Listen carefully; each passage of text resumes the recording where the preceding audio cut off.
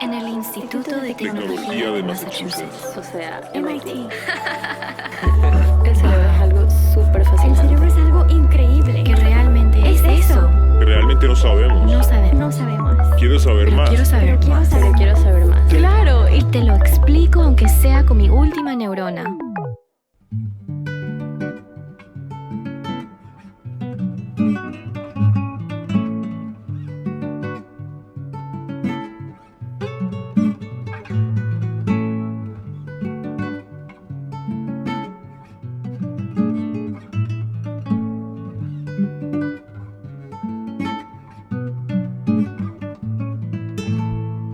Bienvenidos a otro episodio de Mi Última Neurona. Soy Jessica Chomik Morales, host y productora del podcast, y hoy estaré entrevistando al Dr. Gabriel León, que también es comunicador científico y al cual le admiro muchísimo y es una de mis inspiraciones para seguir adelante con esta carrera. Él es bioquímico, doctor en biología celular y molecular y comunicador científico independiente. También es asesor comunicacional en temas de ciencia y tecnología, con experiencia trabajando con universidades, centros de investigación y empresas. Él es miembro del Comité Técnico, asesor de centros y ciencias asociativa de la Agencia Nacional de Investigación y Desarrollo, también conocido como ANID, que es mucho más fácil decir. Y también es conductor del programa Rockstars y autor de 10 libros de divulgación científica para diferentes públicos, los que han sido editados en Chile, Perú, México, Estados Unidos, España y República Checa. Y por último, es anfitrión del podcast La Ciencia Pop, que dejaré el enlace a eso en la descripción.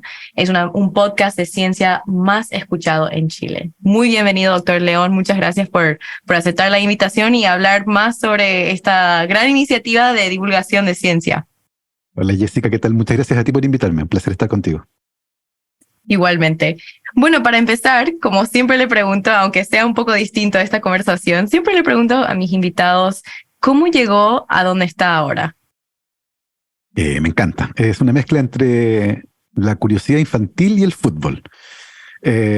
Cuando yo era pequeño, igual que muchos niños y niñas, era extremadamente curioso y me gustaba mucho entender cómo funcionaba todo. Y en ese proceso me llegué a interesar mucho por el funcionamiento de los seres vivos. Y cuando tenía 13 años, mi padre llegó a casa con una revista de divulgación científica. Y en esa revista hablaban de ingeniería genética. Y a mí la historia me fascinó, encontré que era algo increíble y yo decidí a los 13 años que quería ser ingeniero genético. Encontré que era algo demasiado poderoso, demasiado interesante, me voló la cabeza, la verdad. Y quedé muy sorprendido con esta idea y con esta nueva forma de entender la biología. Y cuando llegó el momento de entrar a la universidad, me di cuenta con un poco de tristeza de que en Chile no existía la carrera de ingeniería genética. Y el camino más parecido, o el camino que me podía llevar a eso, era estudiar bioquímica. Así que entré a estudiar bioquímica acá en Santiago de Chile, en la Pontificia Universidad Católica de Chile. Y estaba en tercer año de carrera cuando fui a pedir trabajo en un laboratorio de investigación. Y mi primera tarea asignada fue clonar un gen. Y fue mi entrada directa, ¿cierto?, al mundo de la biología molecular, una fascinación increíble por ese mundo. Me enamoré del trabajo en el laboratorio, me fascinaba, lo pasaba muy bien, yo vivía en el laboratorio y me di cuenta pronto que mi camino era ese, el de la ciencia, el de la biología molecular, y decidí muy temprano que quería continuar en eso y por lo tanto lo más obvio era para mí hacer un doctorado. Uh-huh. Y terminé mi licenciatura, me titulé de bioquímico e inmediatamente entré al doctorado en biología celular y molecular en la misma universidad donde estudié. Lo pasé muy bien, yo diría que fueron años muy entretenidos, de saberse en la frontera del conocimiento. Tenemos profesores de distintas partes del mundo y hablábamos de cosas que de verdad eran alucinantes. A mí me voló la cabeza el doctorado. Lo pasé muy bien, la verdad. Y estaba cada vez más convencido que ese era mi camino. Luego del doctorado es un par de años de postdoc aquí en Chile también, y finalmente fui contratado por una universidad. Me instalé como académico en la Universidad Andrés Bello acá en Santiago de Chile y me adjudiqué fondos del gobierno, los Fondesit que se llaman acá en Chile, fondos de investigación individual, y me gané mi primer proyecto, armé un laboratorio en la universidad y comenzamos a hacer investigación de la mano de otras tareas que hacen los académicos. Está la docencia, la extensión, la administración, y hay un montón de labores que lentamente comienzan a robarse parte de la agenda de uno como científico. Ujú. Y en parte fue eso lo que me empezó a pesar. Yo cada vez tenía más reuniones, más responsabilidades de corte académico, de corte administrativo, y Y ya no estaba ahí en el laboratorio estudiando lo que Ya le no- apasionó en primer lugar. exactamente, estaba lejos de mis estudiantes. Yo tenía un laboratorio con 15 estudiantes en un momento, y ya pasaba poco tiempo con ellos, y empecé a sentir que mi trabajo cotidiano, mi cotidianidad, no era tan como yo le había imaginado. Eso por un lado, ¿ya? Y por otro lado, a mí siempre me gustó mucho el fútbol, y solíamos jugar con los estudiantes del laboratorio todos los miércoles un partido de fútbol cerca de la universidad en un lugar que había. Y en uno de esos partidos de fútbol, a principios de marzo del año 2011, me corté el tendón de Aquiles. Y es una lesión bien dolorosa que requirió cirugía. Y luego de la cirugía estuve en cama con permiso médico durante 2 meses. Wow, muchísimo tiempo. Muchísimo tiempo. Yo a esa altura llevaba ya 12 años de universidad, más la carrera académica. Había tomado muy pocas vacaciones en ese tiempo, y por lo tanto, estos 2 meses de para fueron bien intensos porque me aburrí muy rápido. Yo decía, ¿qué hago ahora? Y fue en ese periodo de tiempo en que empecé a escribir.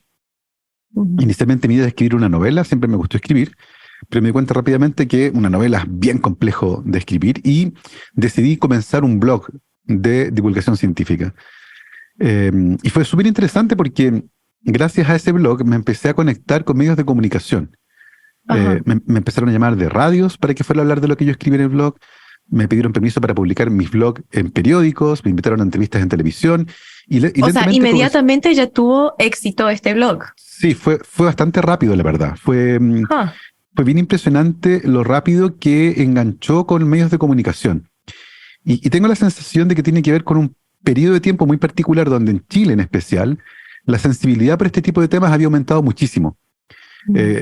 Estos años 2011, 2012, tengo la sensación de que había un gran interés por este tipo de temas en medios de comunicación, y por otra parte poca oferta, en el sentido de que no había muchas personas que vinieran desde el mundo de la ciencia y que tuvieran las habilidades para comunicar de manera sencilla cosas complejas.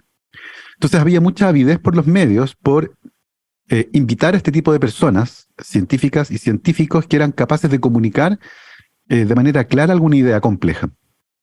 Y en ese sentido creo que tuve mucha suerte, fue un momento muy especial. De hecho, terminé trabajando de manera informal en una radio. Digo informal porque no tenía un sueldo, bien pagaba mi salario en la universidad. ajá. Yo era académico, pero tenía este hobby, que era la divulgación científica. Seguí con el blog, y de pronto, luego de algunos años de publicar el blog, además de la radio y además de medios de comunicación, un día me invitan a escribir un libro, mi primer libro, que es La Ciencia Pop.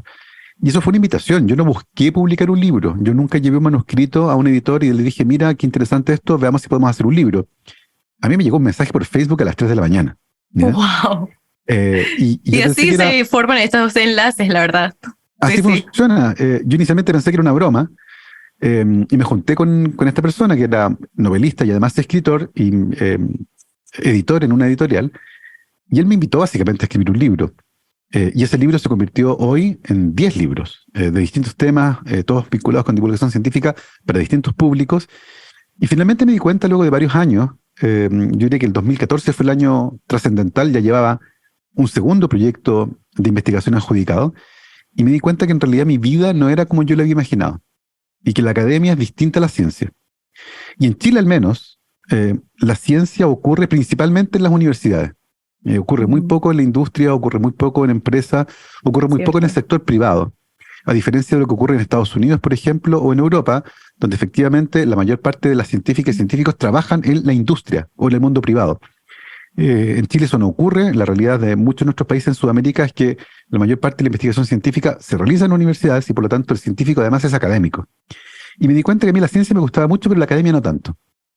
Y eso además me empezó a generar incomodidad, y en un momento me di cuenta que no me hacía feliz.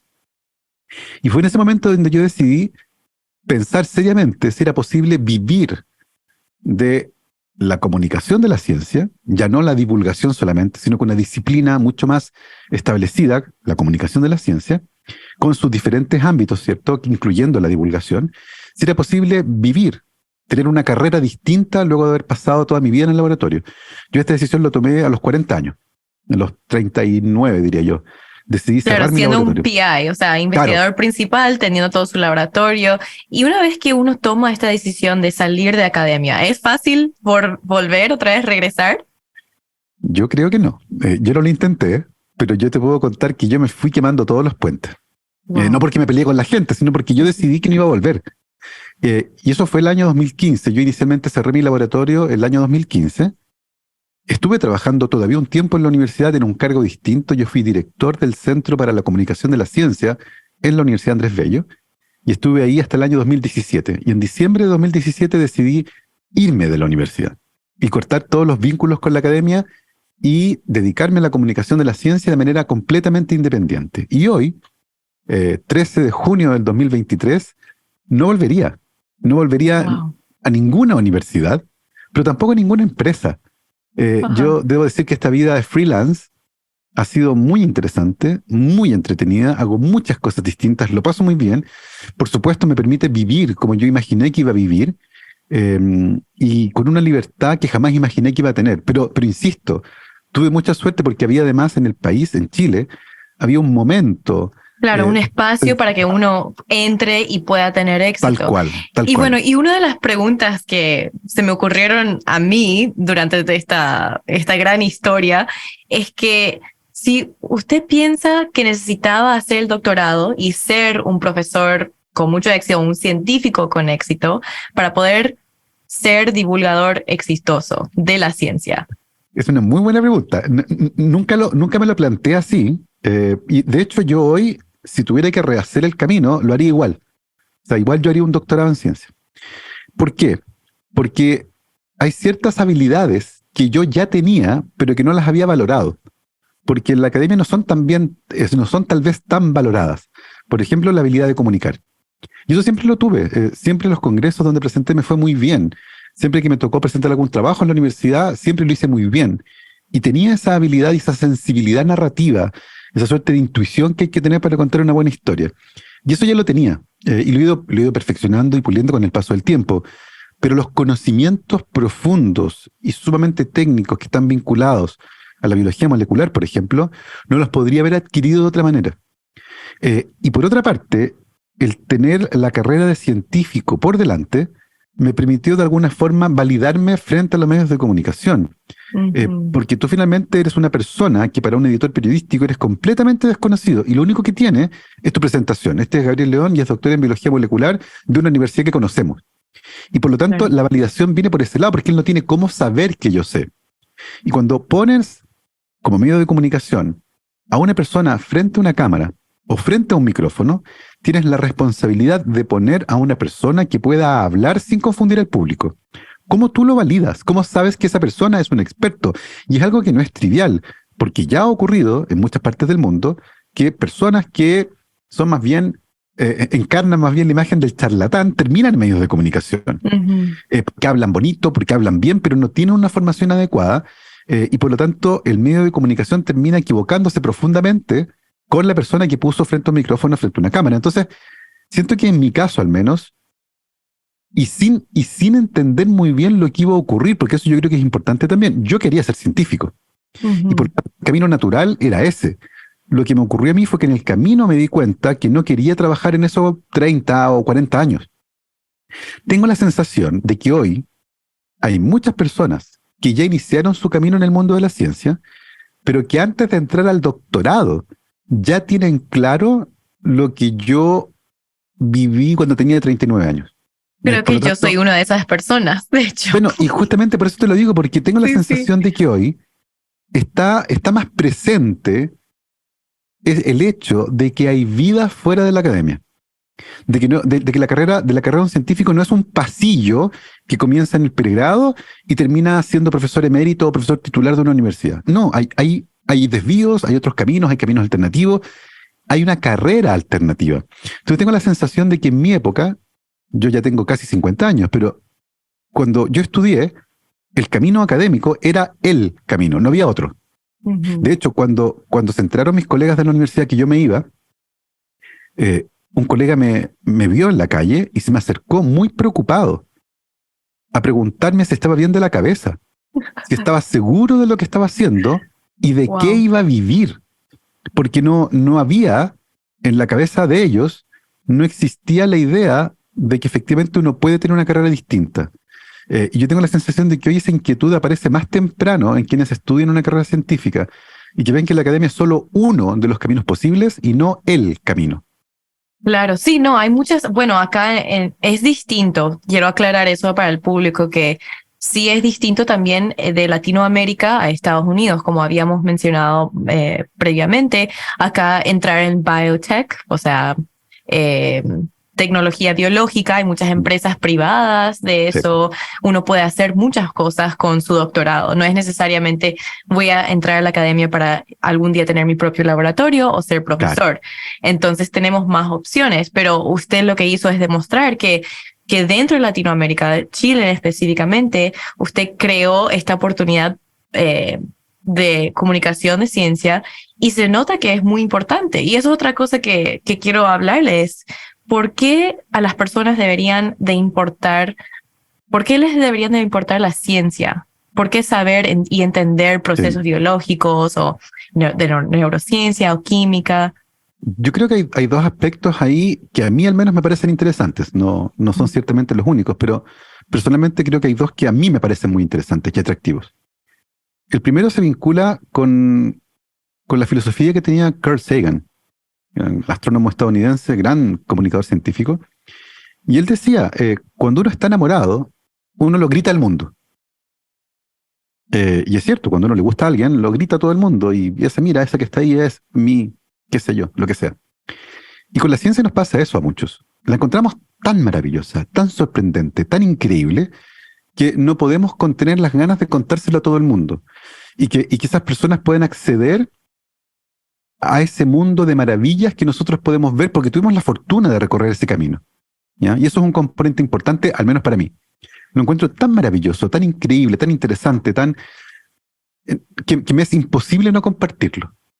Eso es lo primero. Que alguien puede pensar que eso es un poco artístico, tal vez, no sé. No, yo pienso que se nota cuando una persona está apasionada por lo que se hace. Y bueno, yo me he dado cuenta con todas las entrevistas que he hecho por Latinoamérica, acá en Cambridge, en Puerto Rico, que cuando las personas, los científicos, están apasionados por lo que están haciendo o alguna parte de su trayectoria, de eso vamos a hablar. Sí, claro. De eso vamos a hablar toda la hora y media de la conversación, porque eso se nota por una persona.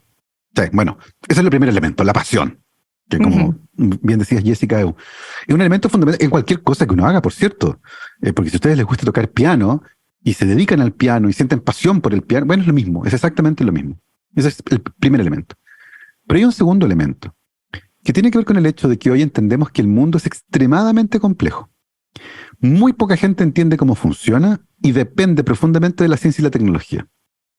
Y por lo tanto, si no somos capaces de transmitir estas ideas complejas a la ciudadanía, los estamos obligando a vivir en un mundo que no entienden cómo funciona y sin herramientas para que participen de manera adecuada en las decisiones que son relevantes para las comunidades. ¿Cómo una persona sin un mínimo de cultura científica va a poder participar de manera activa e informada en debates que están vinculados con la crisis climática, con las vacunas, con la biotecnología, con la nanotecnología, con la energía nuclear, con la inteligencia artificial, con cualquier cosa de las que está ocurriendo hoy? Estamos obligando a las personas a que sencillamente acepten lo que la comunidad científica les dice. Y no les estamos entregando de manera activa herramientas que les permitan participar de manera activa en ese debate, particularmente en un mundo donde la información falsa, errónea, ya sea intencionalmente o por error, por accidente, ¿cierto?, inunda nuestras vidas, nuestras redes sociales, nuestras páginas web. ¿Cómo? ¿Cómo vamos a poder hacer que la ciudadanía participe de esos debates de manera informada sin esa conexión? La ciencia es demasiado importante para que quede exclusivamente en manos de los científicos. La ciencia es de todos los habitantes de este planeta. Y por lo tanto existe también un componente de participación ciudadana que es relevante. Es como el sentido práctico de la comunicación de la ciencia, más allá de la pasión, ¿cierto? Y de lo entretenido, de lo apasionante, de lo llamativo que es y de lo maravilloso que es entender un poco cómo funciona el mundo, está este otro elemento que es como práctico. Es decir, sí, ok, más allá de lo maravilloso que es entender por qué se forma un arcoíris, también podemos discutir, ¿cierto?, con la ciudadanía, en una discusión que es horizontal, ya no vertical, ¿cierto? Discutir con ellos aquellos elementos vinculados con la ciencia y que van a tener un impacto en sus vidas y en la de sus hijos. Claro, porque ahí, si uno, bueno, volviendo a lo que pasó con la pandemia, por ejemplo, es un ejemplo muy clave que ahí vimos realmente que hay una barrera muy grande, un espacio muy grande entre el público general y los científicos, porque los científicos no son parte, ahora por lo menos, de la sociedad en la misma manera que es un político o un líder religioso, que cuando ellos opinan sobre algo o dicen a su público alguna cosa, el público se toma eso. ¿Por qué? Porque hay confianza en esa persona. Y debería haber confianza también en las personas que son expertos. Pero ¿cómo crear esa confianza? Es darle al público las herramientas para que puedan entender lo que están hablando.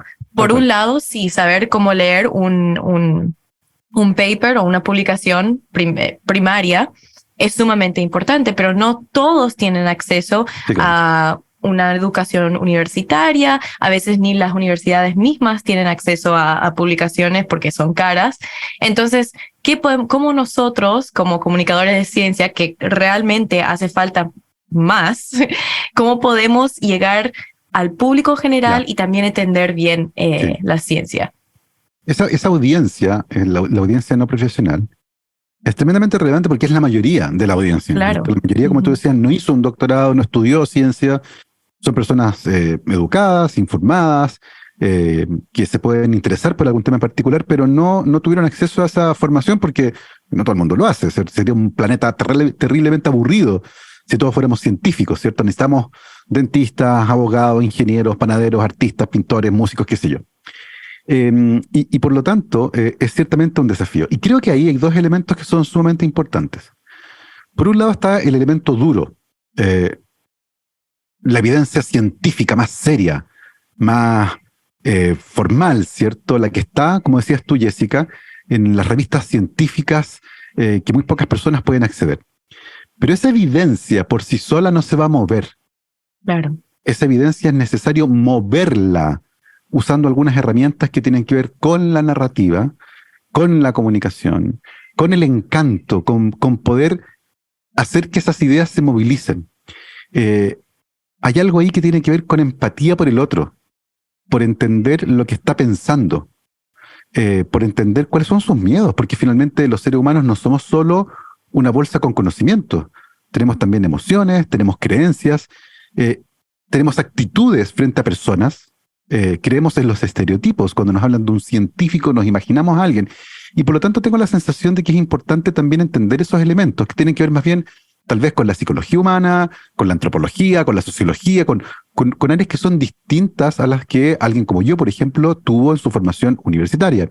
Pero es importante porque finalmente esto es un proceso comunicacional entre personas. No es una clase, no es que yo llegue a un lugar y las personas tengan que aceptar lo que yo les digo porque es cierto, porque la ciencia no es eso, la ciencia no es la verdad, la ciencia es una forma de tratar de entender el mundo y es compleja, y tomar decisiones no es sencillo, y las conclusiones de un artículo científico van cambiando con el tiempo a medida que se perfeccionan nuestras técnicas, y por lo tanto hay que usar, sí, la evidencia científica, ciertamente, pero la evidencia científica sola no sirve. No es que las personas la vayan a abrazar. Y ahí es donde es importante tener esta serie de ejercicios comunicacionales que terminan convirtiendo a este ejercicio en un ejercicio de persuasión, a un ejercicio de empatía, donde yo entiendo los miedos de otra persona, en qué está pensando, cuáles son sus creencias anteriores, y a partir de eso construyo un discurso que le haga sentido y que le permita tomar aquellos elementos que yo estoy tratando de transmitirle. Exactamente. Sí, no, o sea, como usted bien dijo, no somos una bolsa de información. Claro. Tenemos sentimientos, emociones, y cuando yo entiendo algo, o mis mejores mentores y profesores, que me acuerdo hasta hoy día, mi profesora de 3er grado, nos enseñaba con esa pasión, de manera que yo también sentía esa pasión. Claro.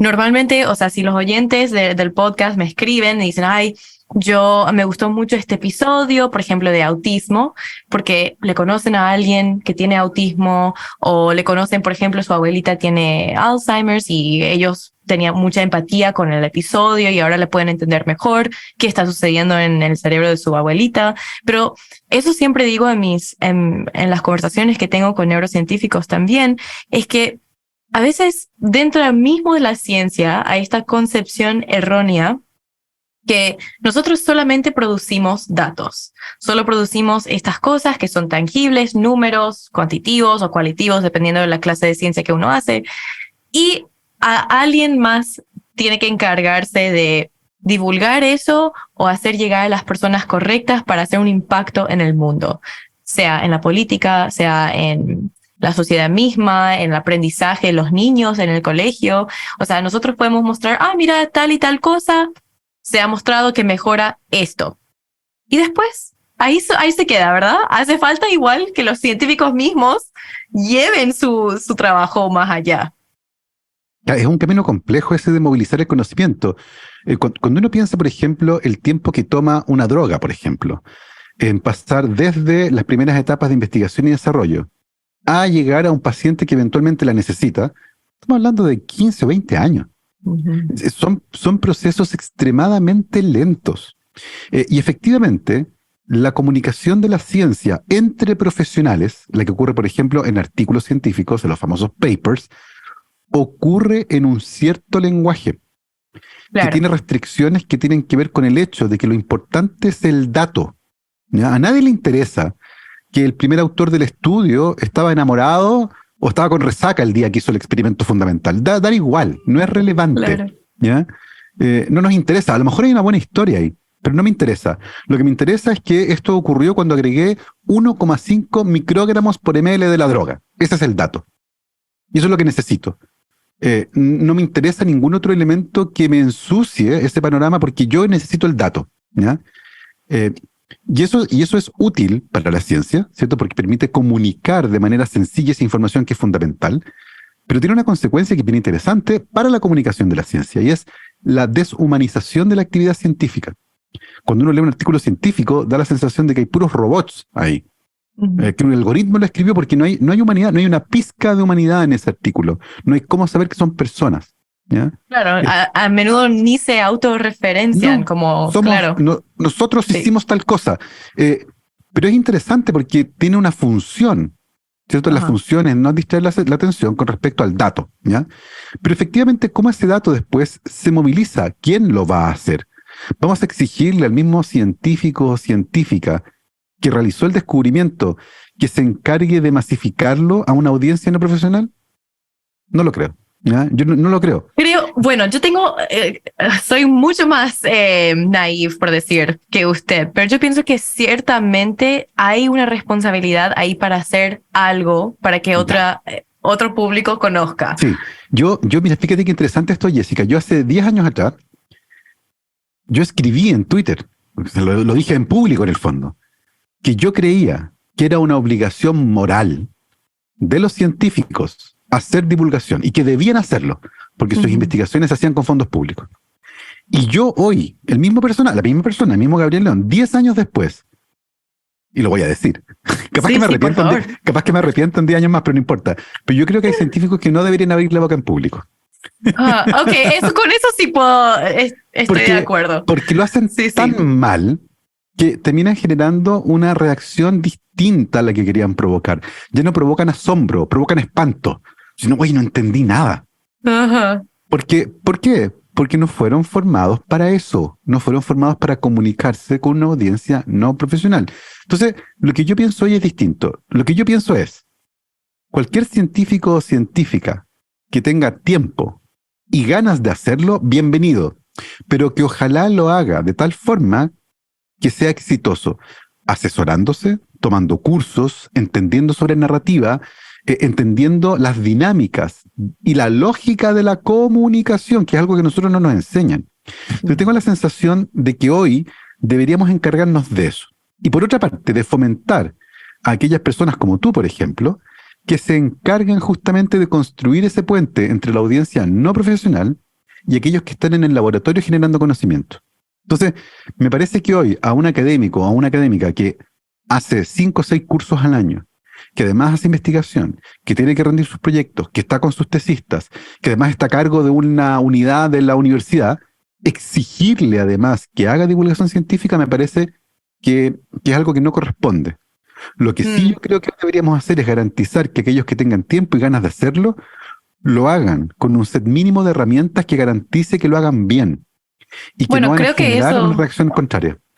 Creo que eso es, bueno, es algo que nosotros dos no vamos a cambiar, es cómo funciona la academia, porque en la academia es muy típico que uno, o sea, todos estos trabajos, nosotros tenemos muchos roles en la academia. No es solamente hacer los experimentos, es también escribir la publicación, es editar, es asegurarse que los sujetos vengan ahora, o hacer todos los análisis, o también participar en estas charlas, y hacer muchas cosas en realidad que hacemos de más de los horarios. No, en la academia no hay realmente un 9 a 5, es todos los días, la ciencia no descansa.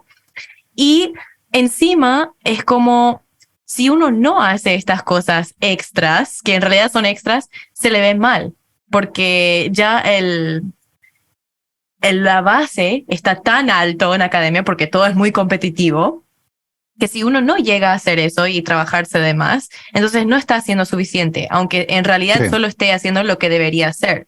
Lo que mi opinión es, y como le dije al comienzo, yo todavía no estoy bien formada en la ciencia y apenas estoy empezando con la comunicación, que sí me parece muy importante, pero lo que yo pienso es que todos deberían de tener, por lo menos en esas clases que tienen que tomar sí o sí los estudiantes de doctorado, que haya una clase de cómo comunicar la ciencia, sea de biología, química, física, neurociencia. Eso me parece sumamente importante.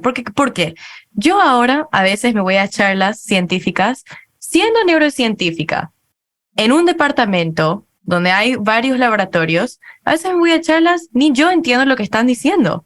O sea, si yo, otra neurocientífica, que sí me formé académicamente, tengo licenciatura, hace 2 años que estoy trabajando en el mismo departamento, es neurociencia cognitiva, y yo no puedo entender qué está diciendo mi compañero en otro laboratorio, eso, o sea, me parece...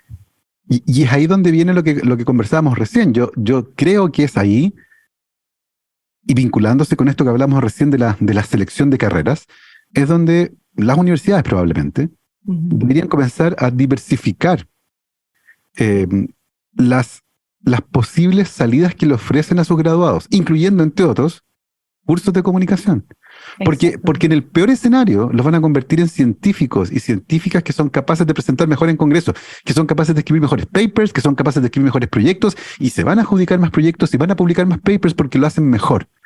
Y tengo la sensación de que es una habilidad súper necesaria para ser científico y esencial para comunicar de buena forma la ciencia, ya sea a una audiencia de pares o a una audiencia no profesional. Pero eso hay que incorporarlo. No podemos esperar que todas las personas tengan exactamente, que todos tengan talento y que de manera mágica sean buenos contando historias. No, eso no va a ocurrir. Entonces, tiene que ser entrenado. Y insisto, a veces las personas tienen muy buenas intenciones, pero sin un entrenamiento adecuado van a fracasar sistemáticamente en este intento por conectarse con una audiencia que es no profesional. Sí, como hemos visto muchas veces, especialmente en las redes sociales, donde las cosas, no sé, se amplifican como exponencialmente en minutos. Si uno no sabe cómo comunicar lo que siente o lo que ha descubierto de manera digerible, con palabras que se entienden, entonces se vuelve una explosión de misinformation, que, ¿cómo se dice eso en español? Desinformación. Y bueno, y después esa misma persona está bajo un ataque capaz por decir algo que no debería haber dicho de esa manera. Pero bueno, volviendo a ser comunicador de ciencia, yo en mis pocos años de hacer esto, he recibido mucha retroalimentación positiva de la comunidad latina, que... Bueno, en mi caso, yo divulgo sobre la neurociencia, entrevisto a expertos, porque yo no soy experta, y doy una plataforma donde personas pueden hablar sobre su ciencia y comunicar algo que es relevante a nuestros oyentes. Y a mí me ha pasado mucho que tengo muy lindas experiencias con mis oyentes y impactándole a la vida de otros. Y quiero saber si usted también ha tenido experiencias muy conmovedoras a través de su carrera siendo divulgador científico? Y si nos puede contar sobre ellos. Sí, bueno, hay varias experiencias ahí que son fantásticas. Yo tengo la fortuna de haber escrito libros para distintas audiencias, y una de las audiencias más que tengo más cerca de mi corazón son niñas y niños. Yo he escrito libros de ciencia para niños que leen desde que aprenden a leer, desde que tienen 5 o 6 años en adelante. Y la verdad, la cantidad enorme de cariño que sale de ellos es impresionante. Recuerdo que hace poco, para la celebración del Día del Libro, que fue en abril, muchos me enviaron fotos de muchos fanáticos del podcast, por ejemplo, me mandaron fotos de sus hijos o hijas que fueron a sus escuelas disfrazados, como la protagonista de mis libros o como yo. ¡Wow! Entonces, eso es algo fantástico. He ido a firmas de libros, he ido a firmar libros en distintos eventos, y me he encontrado con personas que están tremendamente emocionadas por conocerme, por saber que existo, que soy una persona de carne y hueso, y compartir conmigo sus propias experiencias y sus propias preguntas. Con personas que te dicen, tú me inspiraste para que yo decidiera estudiar ciencia, por ejemplo. Y eso es súper bonito también. Y he tenido otras experiencias más complejas, pero que también se vinculan con esta aventura de lanzarse en la comunicación de la ciencia. Recuerdo un episodio en particular, que estaba dando una charla en una ciudad en el norte de Chile, y luego de la charla hubo firma de libros. Entonces me puse en una mesa y hubo una fila de personas y yo iba dedicando sus libros. Y había una mujer con un bebé en brazos y muchos papeles en la mano. Y yo pensé que quería que le firmara un libro, entonces le digo, si quieres pasa tú primero porque andas con un bebé. Y me dice, no, yo quiero esperarlo porque quiero conversar con usted y le quiero contar por qué decidí no vacunar a mi hijo. ¡Wow! Y mientras firmaba libros no podía pensar en otra cosa que lo que me estaba esperando. Y terminé de firmar y esta persona se me acerca y le dice, mire, yo le traigo acá toda la evidencia que reuní sobre por qué las vacunas son malas. Y quiero que usted me diga qué evidencia tiene usted de que las vacunas son buenas. Y me pasa este cerro de papeles, un montón de papeles, que estaban impresos desde blogs que eran lasvacunasmatan.org, por ejemplo, ¿ya? Una cosa así. Ok. O sea, no era literatura primaria. No, era basura. Era basura. Okay. Entonces, en el fondo, para ella eso era evidencia científica, de hecho. Uh-huh. Y por lo tanto, no era algo en lo que yo me debería meter a contestar con evidencia científica, porque no distingue un artículo publicado en el, no sé, New England Journal of Medicine de lasvacunasmatan.org. Para ella es lo mismo. Es la misma evidencia. Es un empate. Acá dice que sí, acá dice que no. Sin embargo, me puse a pensar en por qué ella, independiente de la información que tenía, de la evidencia, entre comillas, que tenía, ¿por qué decidió no vacunar a su hijo? Y es interesante, porque la única razón que ella tuvo para no vacunar a su hijo es que tenía miedo. Le daba miedo que las vacunas le hicieran algo. Le daba miedo que ella, por decidir vacunarlo, le hiciera daño a su hijo. Era miedo. Una de las emociones fundamentales que sentimos los seres humanos. Y me puse a pensar en mi hija. Mi hija que tiene todas las vacunas, y yo decía, ¿por qué yo vacuno a mi hija? ¿Por qué yo sí la vacuno? Por exactamente la misma razón, porque me da miedo. Pero yo no le tengo miedo a las vacunas, le tengo miedo al sarampión, a la tos convulsa, a coqueluche, a la tuberculosis, y por eso vacuno a mi hija. Yo le tengo miedo a las enfermedades infecciosas, no a las vacunas, porque conozco la historia de la medicina, conozco la historia de las vacunas, conozco la historia de las enfermedades, fui formado en esa área, por lo tanto, con esa información de buena calidad, tomé una decisión, pero que está también basada en el miedo. Me da miedo, me da terror que mi hija enferme y muera. Y me di cuenta que estaba hablando con una persona que sentía exactamente lo mismo que yo. La emoción era la misma, era miedo. Lo único distinto era el motor de ese miedo. En su caso eran las vacunas, en mi caso era la enfermedad. Entonces, en vez de empezar a decirle, mire, le hace voy a decir una tontera, le hace este review de Nature, sacó nada con hacer eso, ¿cierto? Le empecé a preguntar si ella conocía el sarampión, la tos convulsa, la tuberculosis, el coqueluche, la influenza y otras enfermedades. Y no las conocía, no tenía idea de lo que le podían hacer a su hijo. Y yo le dije, fíjate que yo, igual que tú, me da pánico que a mi hija le pase algo. Y mi hija está completamente vacunada porque a mí me da miedo el sarampión, la tos convulsa, el coqueluche, la tuberculosis. Y empezamos a conversar de eso. No tengo idea qué pasó con esa mujer, ¿ya? pero tengo la sensación de que la conversación fue llevada al plano adecuado. Yo no le podía contestar a ella con una carretilla de papers, ¿cierto? Decirle, mira, le hace este review. No tiene sentido, porque para ella es la misma calidad de evidencia que el blog lasvacunasmatan.org. Era lo mismo. Y por lo tanto era un empate, en el mejor caso. Lo que yo hice fue sentir empatía por esa persona, entender de dónde venía su decisión, venía del miedo, y compartirla desde mi propia emocionalidad con respecto a la misma acción, la vacunación. Y esa experiencia fue tremendamente formativa, porque me permitió entender que hay discusiones que hay que abordar de manera distinta para poder tener éxito, que en este caso era persuadirla finalmente. Insisto, no sé si lo hizo, pero tengo la sensación de que el abordaje fue el correcto, y es una de las experiencias que más me ha marcado en comunicación científica desde que me fui de la universidad. Wow, qué conmovedor es su historia, ¿no? Me hace muy relevante porque a través de toda esta gira que acabo de realizar, este tema de las vacunaciones es algo que varias veces ya he hablado en otras entrevistas con personas que estudian el autismo, por ejemplo, que hay un mito que las vacunas causan autismo, y hablar desde la perspectiva cognitiva, ¿verdad? ¿Qué pensaba este experto en neurociencia que estudia autismo? ¿Y qué piensa un neurocientífico que estudia lo que es molecularmente o genéticamente el autismo? Está tratando de entender por otro lado el autismo. Y las dos personas, expertos, me dijeron, no, es una tontería esto de las vacunas y todo eso. Y yo puedo incluir todos los enlaces que yo quiera en las descripciones de estos videos. Pero lo que usted acaba de decir es cierto. Si una persona realmente piensa, o sea, que estos posts de Facebook o lo que dijo su tía o esta case study que está en un blog, ¿verdad?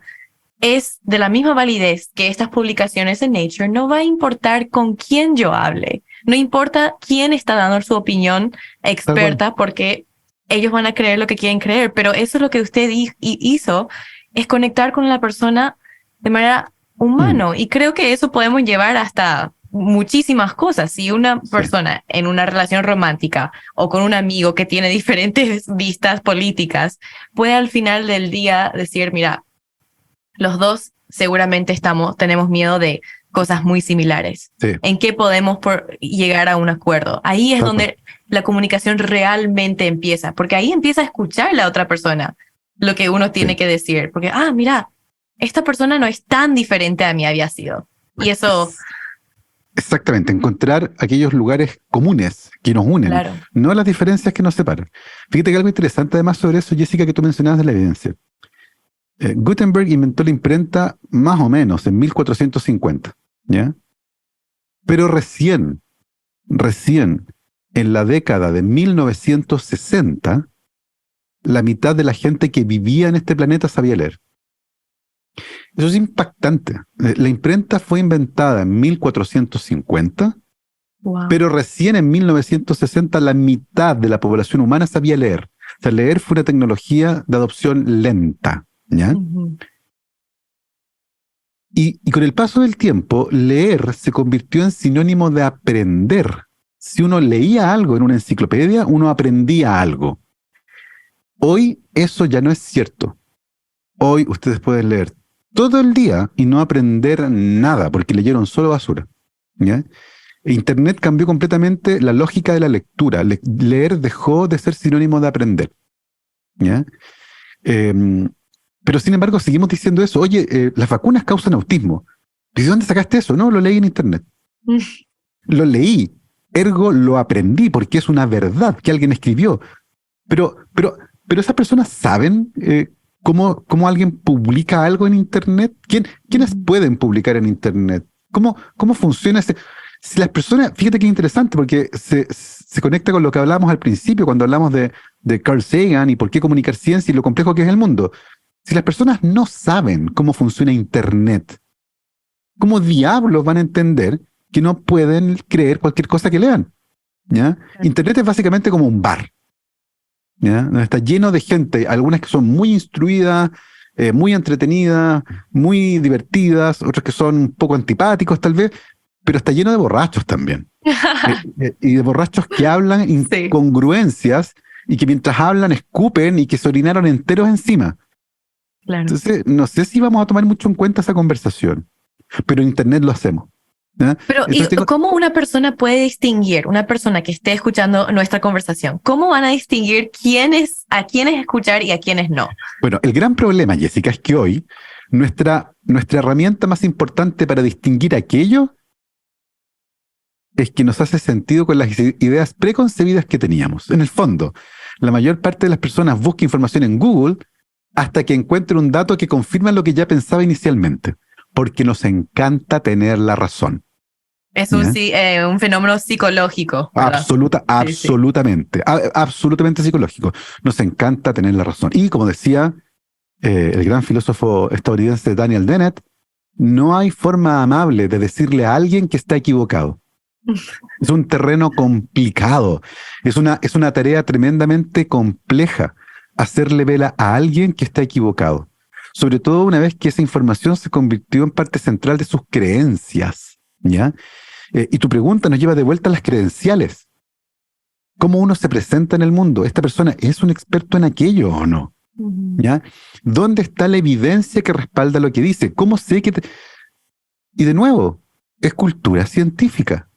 Si no tenemos cultura científica, y de hecho hay un montón de estudios que lo demuestran, basta decir Juan Pérez, investigador de la Universidad de Harvard, y listo. Tú escuchaste Universidad de Harvard y es lo único importante porque ya es de prestigio y la conoces y lo que diga lo vas a comprar.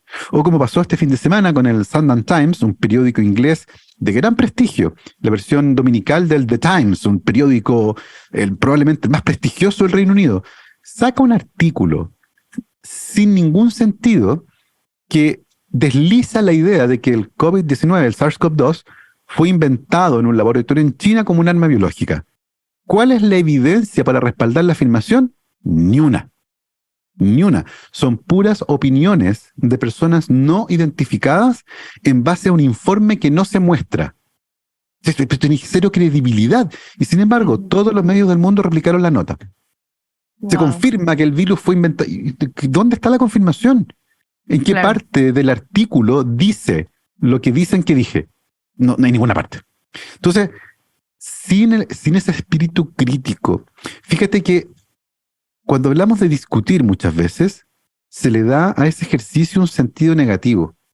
Oh, ya están discutiendo, dejen de discutir. Discutir es un ejercicio intelectual maravilloso, porque nos permite contrastar puntos de vista argumentando nuestras posiciones. Bueno, creo que esa firme negativo es por la manera que la gente discute, ¿verdad? Saber cómo discutir también es clave. Y yo creo que nuestros niños y nuestras niñas, una habilidad que deberían adquirir en la escuela es la habilidad de discutir con altura de miras. Capaces de decirle al otro, ¿sabes qué? Creo que después de todo este tiempo, creo que tú tienes razón. Porque igual que en ciencia, la ciencia no consiste en tener la razón. La ciencia consiste en tratar de acercarse a la verdad. Y eso muchas veces va a implicar renunciar a la hipótesis que uno tenía, por muy linda y maravillosa que sea, porque la hipótesis de mi vecino es mejor. Explica mejor los hechos. Y si yo me acostumbro a eso de pequeño, voy a navegar mucho más fácil el mundo adulto. ¿Ya? Pero no lo hacemos. En el colegio se nos enseña todo como un dogma. La ciencia es un dogma, la matemática es todo un dogma. Y la ciencia habitualmente se enseña como una línea temporal donde un señor de barba, muy viejito, un día tuvo una idea brillante y nada más. Está completamente descontextualizada. No, pues no es así. Entonces, ¿qué pasa con esos niños y niñas que pasan por el colegio y aprenden la ciencia así? Bueno, cree que la ciencia es un dogma porque un señor dijo que la Tierra no era plana. Y dice, ¿cómo sé yo que la Tierra? Porque nunca les mostraron cómo lo hizo. Si no es que se le ocurrió que la Tierra no era plana. Hizo un experimento, dijo, bueno, si la Tierra es curva, debería pasar esto, y eso ocurrió. Y Eratóstenes demostró que la Tierra era redonda hace 2000 años. Pero no es que a él se le ocurrió, lo demostró experimentalmente a partir de una observación que tuvo, y lo pueden hacer en el patio de su casa. Si no hay ningún misterio acá, si lo hicieron hace 2000 años cuando no había GPS. Claro, entonces, porque la curiosidad es ciertamente humana, y la ciencia es saber con esa curiosidad cómo hacer una pregunta, cómo contestarla, cómo interpretar los resultados. Y algo interesante que ha cambiado en la ciencia es, por ejemplo, antes pensábamos que el mundo era el centro del universo. Y después Claro. tuvimos que largar esa idea, ¿verdad? Tener un cambio completamente en percepción de la realidad y de nuestra posición en el universo cuando se descubrió que no, es el Sol que es el centro de nuestra galaxia, ¿verdad? Nosotros Nuestro estamos sistema dando solar, vuelta, Ya. el sistema solar, perdón, Mm. estamos girando al revés de eso, ¿verdad? Por eso que además la ciencia es un ejercicio de humildad. Que permanentemente nos recuerda que no somos el centro de nada, ¿ya? Y también es un ejercicio en el que yo tengo que entender que no todas mis hipótesis son correctas, que muchas veces voy a estar equivocado y la hipótesis que mejor explica lo que estamos observando debe ser la más adecuada, no la mía. Y eso se aprende en el colegio. Yo tengo la sensación de que acá, con una formación científica sólida, desde la escuela, con pensamiento crítico, con esta idea de mente abierta, de discutir, de que la evidencia que sustenta los dichos de alguien es tan relevante como el discurso, vamos a formar adultos que va a ser más difícil engañar, sobre todo entendiendo que el mundo del futuro va a ser muy complejo, que no entendemos cómo funciona, que cada vez somos más expertos en un pequeño aspecto del funcionamiento del mundo. Y tengo la sensación de que con esas ideas en mente, y teniendo la educación en la base, ¿cierto?, vamos a poder hacer grandes cambios en esta área. Doctor, para terminar la conversación, quiero saber qué consejo puede dar a nuestros oyentes de cómo mejorar su pensamiento crítico sobre la información, la cantidad de información que tenemos ahora, y cuáles son cosas que uno puede hacer día a día para mejorar esta clase de pensamiento. Tengo la sensación de que una de las cosas que más contribuyen a eso es leer y escuchar permanentemente a personas que piensan distinto que nosotros en distintos temas. ¿Ya? Es aceptar que no tenemos razón en todo, que nos podemos equivocar y que una persona puede tener ciertos aspectos de sus puntos de vista que son interesantes de analizar. Ciertamente hay algunos que no vamos a analizar. O sea, si se me planta un nazi y trata de convencerme de que el nazismo es bueno, no lo voy a escuchar. O sea, no, cero posibilidad. Pero en otras materias, ciertamente hay espacio para empezar a entender por qué otra persona llegó a pensar tan distinto como yo. Y creo que es interesante al menos entenderlo, desde la emocionalidad incluso, lo que conversamos recién de las vacunas. ¿Por qué esta persona cree que las vacunas son malas? No es porque sencillamente leyó en un blog que las vacunas eran malas. Por algo llegó a ese blog buscando, y ella llegó ahí buscando algo. Llegó buscando racionalizar el miedo que sentía a las vacunas. Y lo racionalizó con algo que podía explicarme. Mira, ahí está, las vacunas matan. Ahí tengo la evidencia. Pero en realidad lo que tiene es miedo. ¿Ya? Y tengo la sensación de que hoy es tremendamente importante, particularmente en un mundo tan polarizado, leer y escuchar las opiniones del resto. No para que cambien de idea cada rato, pero al menos para tratar de entender cómo otra persona llegó a esa conclusión. Y eso creo que es lo primero. Lo segundo es dudar incluso de las cosas que uno está convencido. ¿Ya? Hay estudios muy bonitos que muestran, por ejemplo, que las personas comparten mucho más rápido una noticia política cuando esa noticia política es negativa y afecta a un rival político. O sea, si yo soy azul y pillaron a un rojo robando, yo comparto esa noticia inmediatamente. Pillaron a un rojo robando. Y ni siquiera la confirmo. Tómense un tiempo de confirmarlo, vean dónde salió, si la fuente es confiable, si la información, porque acuérdense además que un titular es distinto a la noticia. Tómense el tiempo de leer. Críticamente, ¿sabes qué? La información no respalda no lo voy a comprar. No participen del proceso de amplificación de una noticia que puede estar mala. Muchas veces nos gana esta ansiedad por ser el primero, fíjate que hay varios estudios muy interesantes que muestran que las personas a veces comparten noticias de manera rápida porque creen que están contribuyendo a su grupo, informándolos de algo que puede ser relevante. Y para no perder tiempo, lo comparten. Y finalmente lo que están haciendo es contribuir a que aumente la cantidad de información falsa que circula. Sean prudentes con eso también. Con todo, creo que el consejo más importante es el primero, el de escuchar a otras personas, de tratar de entenderlas. Insisto, no para que cambien de idea cada rato, pero que al menos logren empatizar con las ideas de otras personas, porque finalmente en el mundo somos 8.000 millones, todos pensamos distinto en muchas materias, pero tenemos que convivir. Y entre mejor nos entendamos, mejor nos va a ir a todos. Exactamente, doctor. Si nosotros, creo que lo que yo tomé de nuestra conversación es no aferrarse tanto a una idea, aunque sea una idea como nosotros como científicos también a veces nos aferramos a Una idea este bella, lugar. claro. Sí, esto, y porque yo Sí. encontré y es personal, ¿verdad? Un ataque a algo que capaz dedicamos nuestras vidas tratando de entender. Pero eso creo que va a llegar a una mejor convivencia si podemos no aferrarnos tanto a nuestra propia información, dudar de lo que sabemos y también cuestionar la posición de otra persona y no inmediatamente juzgar o cerrar esa puerta de comunicación simplemente porque no es de nuestro lado, ¿verdad? O nuestra opinión. Sí, totalmente de acuerdo. Muchísimas gracias, doctor León, por hablar conmigo sobre la importancia de la comunicación de ciencia. Como había dicho al comienzo, le admiro muchísimo y ojalá pueda seguir en sus pasos, continuando a divulgar la ciencia y la neurociencia a la comunidad hispana de manera valiosa y digerible. No, yo encantado, Jessica, por tu invitación. Muchas gracias y espero que estés muy bien. Igualmente.